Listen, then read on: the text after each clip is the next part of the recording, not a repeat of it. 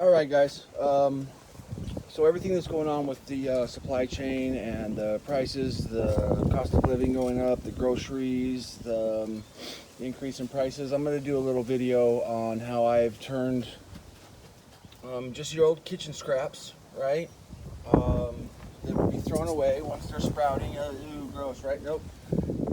So this is about 3 weeks of growth here. I got sweet potato. I've never gotten a yield from a sweet potato, but this is only the first time trying, or second time trying, pardon me. Second season, which it's because I plant them with the same, with other potatoes, and these guys grow so much larger. So what I've started to do is that any leaves that are blocking it, I cut them back. And then as they grow, I top up, so I put more soil up. And so this is a better view of what they look like when they're, shallow. I put them in about, I don't know, maybe 2 inches of dirt, and I cover them up and I water them. And then as they sprout, as they get about this high, I will cover them again with dirt. So they're like that. And then I'll unfold this bag so that the dirt doesn't fall out. But the higher the dirt, the more the yield of potatoes, right? So, but I have them folded down so they get as much exposure to the sun as possible. I come out here in the morning, I turn them so that they're facing east. Well, as the sun grows up, these little guys get sun, and then in the afternoon when the sun's starting to set in the west, I turn the bag. Same thing I do with these. With these ones, I also cut back the leaves since I want these little guys to get sun. Planted some tomatoes from scraps in here. Same thing, once they start to grow, I will put, because with tomatoes, the higher you put the dirt, the stronger the base is, because with tomatoes, along the stem, as high as you put the dirt, they'll grow roots from the stem, okay? So my basil, I got one plant, this pretty healthy plant from Trader Joe's. Trader Joe's or Whole Foods, anywhere where they sell plants, really, little grocery store. And then I trimmed, I cut to propagate, I think that's the word. But from this one plant, I've got 1, 2, 3, 4. Oops, did I just break it? Yeah, I think I did. Shit. Oh, well. 1, 2, 3, 4, 5, 6, 7, 8. So I've gotten 8 plus the original, so 9 basil plants. This is my rosemary. I can never remember what that one is, but this one was dying. This is the second season I've had it. It was dying, so I repotted it in a bigger plant pot. Same with this. We got green onion over there. It used to have tomato plants, but I haven't started tomatoes yet, with the exception of those guys.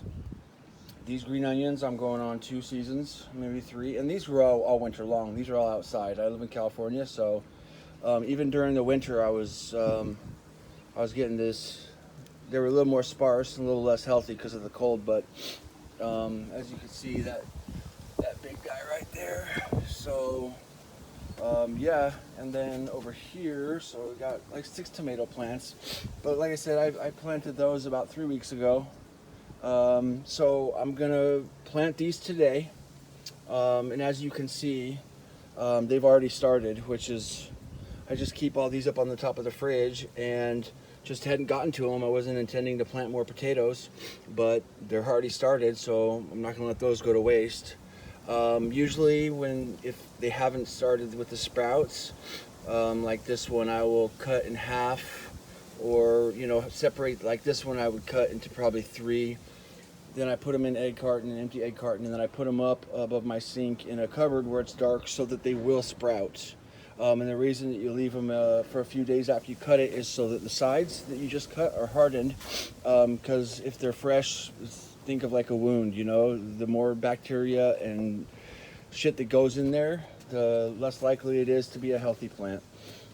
This mint I've had for 3 years, and I've been able to give out. I'll take cuttings from this and replant in pots, and I give them out to friends and family. Same with the basil. I've given out probably 10 or 15 plants last season with pots and to my friends, families, and neighbors. Same with tomato plants. I've got aloe vera that's going right now.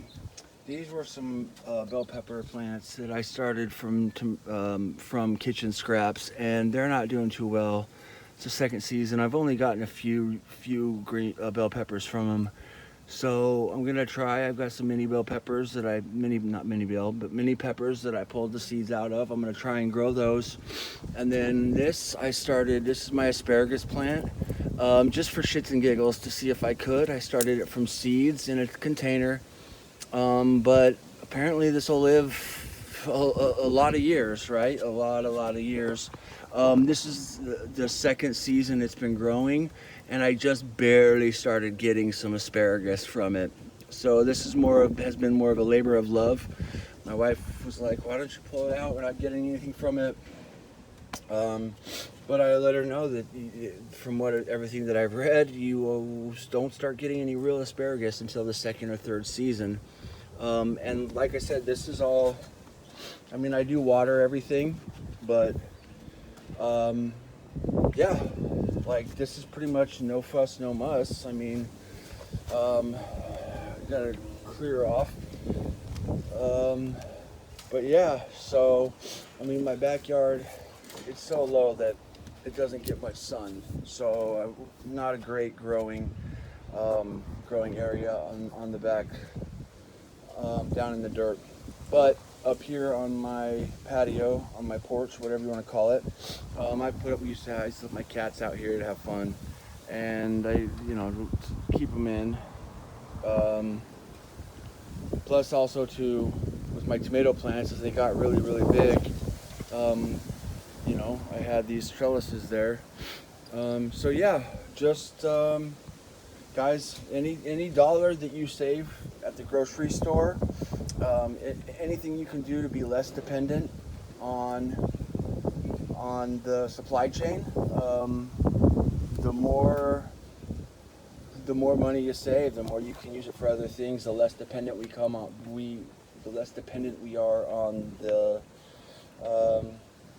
system. I'll keep you in the loop. I'm going to grow some celery within the next week or so. I'm also going to put down some lettuce, some romaine, from kitchen scraps, and I'll update you on the journey once these start sprouting. Like I said, I don't know if I did say, these are tomatoes. I just cut up a couple tomatoes. Sometimes I grow from seed, and in that case, no matter whether I grow from seed or not, generally what I'll do, like when I was propagating these guys, I put them in something like this right here, and then fill it up with water. And then I have one of my closets. I have a little grow light that I got from Amazon, and a little heated grow mat. And I'll just keep them in there, change the water out, and then once they start to get roots, I throw them in dirt and I bring them outside. Also, that's how I start my carrots. That's how I start my tomatoes. If I'm going to start from seed, almost always I'll go through there, because carrots are a little harder once they've started to sprout roots, just because you want spacing. I get real good sprouts from the carrots, but because they need such great spacing, and I'm just not, I'm too lazy, right? So generally there's too many tomatoes too close together, and also carrots are real finicky. They need to stay wet 24/7 at the beginning stages. Can't be buried too, yada yada yada. So anyways, the more I get in the garden, the more I'll update. But yeah, guys, it's not hard. Listen, I never gardened before a few years ago, and if I can do it, anybody can. Any of these herbs, the green onions that I've had for 3 years, that's money we don't spend on green onions. You can do this in a window. You can do this off of a balcony. This isn't a balcony per se, but you can do any of these herbs. You can do, the potatoes take a little more room because they do get so big. I'm actually gonna add some more dirt to this one and layer up. But yeah, so last year I got about, from I think 3 or 4 potato plants, I got about 40 or 50 potatoes. So my problem is I get impatient, and yeah, so I pull them up too soon. Same with the carrots. Tomatoes are really the only thing that I'm like really good at leaving because I can visually see when they're ready, right? Anyways, I will update you. Um, Whether you give a fuck or not, that's up to you. But the supply chain's only going to get worse, and groceries are only going to get more expensive. So do what you can do to negate the cost, guys. And these felt grow bags I got from Amazon. I got if you can see, this is a plastic bag, not plastic. It's a heavy duty, like almost like a tarp, and it's got a little Velcro window, which theoretically you should be able to open and see. Open the little flap and see the potatoes growing. But I've found that when you open it, the dirt has a tendency to fall out. So with the exception of poking my finger in there to make sure that it's wet, I don't see, and you can see some of the roots. I don't generally open that, but just to make sure, to check to see if the soil is damp. And this little guy here, guys, this little bin is where I put my dirt to mix, nutrients and such in it. And I guess I left a couple potatoes, yep. And this started growing from an old potato.